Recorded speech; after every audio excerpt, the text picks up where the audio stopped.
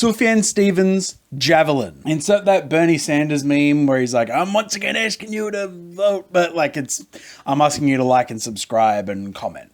That's the joke. This is the 10th solo project from New York City-based singer-songwriter, multi-instrumentalist, prolific prodigy, Sufjan Stevens. This thing arrives to us in the wake of some pretty hefty personal tragedy for Stevens. In April this year, he lost his partner, Evans Richardson. And more recently, he was diagnosed with and had to be treated for Guillain-Barré syndrome, a rare autoimmune disorder that attacks the nervous system. Thankfully, he seems to have made a pretty speedy recovery from that. So that's good. It's pretty clear that these two periods of intense hardship has had a very noticeable impact on the music and lyricism presented here. Stevens is touching on romance, conflict, personal insecurity, as well as dealing with immense grief for his late partner. And these themes seem to be supported by a pretty interesting evolution in his sound, as Sufjan seems to be merging his two wolves on this album, if you remember that meme. We get breezy, wintry indie folk-isms that are reminiscent of his earlier works, as well as bustling and restless indie-tronica that pulls heavily from more recent albums like The Age of Ards and The Ascension. Much to this album's benefit, though,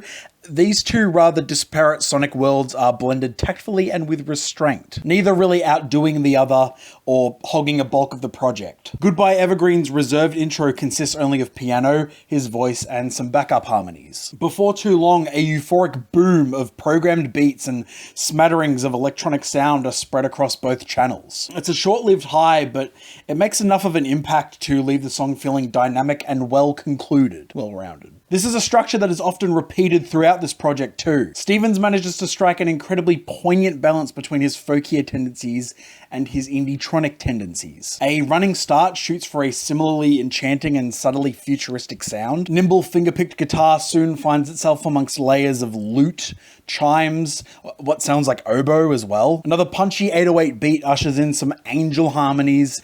It's all just incredibly fulfilling and immense. Will Anybody Ever Love Me sees Sufjan fearing the possibility that who he considers his loved ones may be attaching conditions to their love and support for him. He paints scenarios in which he is put to death or sacrificed so that he can then be justified in asking the titular question. The instrumental progression of this song is just glorious. Crying woodwind, more rushes of female choir.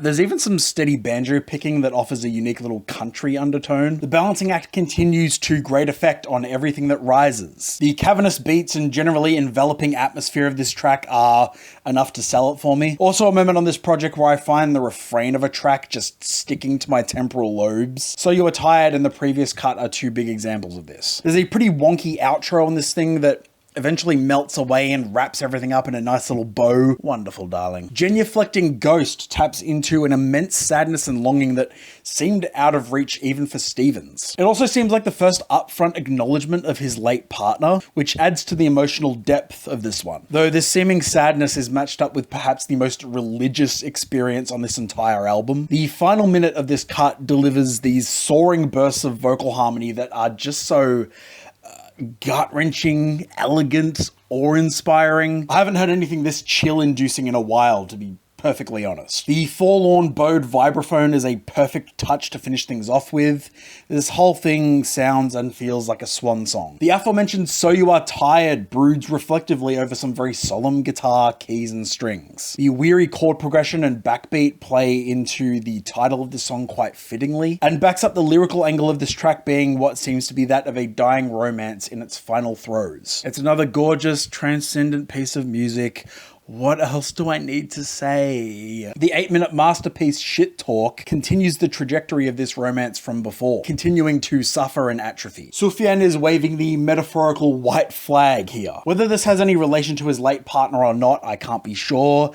I'm not going to speculate. That would be rather invasive. All I can say is, with the context that we have, these themes of conflict and turbulence within this romance are hitting extra hard. That's not to even mention the arrangement of this track, which ebbs between glistening electronica, chamber music, quaint folk verses, and oceanic ambience. The crescendo and eventual cool down on the back end leaves me with a pit in my stomach. Yeah. The closer, There's a World, is honestly a much needed pick-me-up after what this album has put me through, and probably you if you've listened to it. Sure, it's on the trim side, it's not one of the longer cuts here, but still feels like a pretty refreshing epilogue after running the hefty emotional gamut of the previous 40-odd minutes. The very twee chord progression and naturalistic presentation support the whimsy of this song's message. There is a whole world to explore. What's holding you back, huh? Wow! Oh, man. What a freaking little fucking album. I don't really know what to say or how to conclude this. 9.8 out of 10. Yep, it's that amazing. I just hope Sufjan continues to heal himself, continues to stay healthy, continues to stay artistically prolific, continues to put his entire soul into his albums. He's a truly admirable figure in the indie world, and there is a reason for his longevity.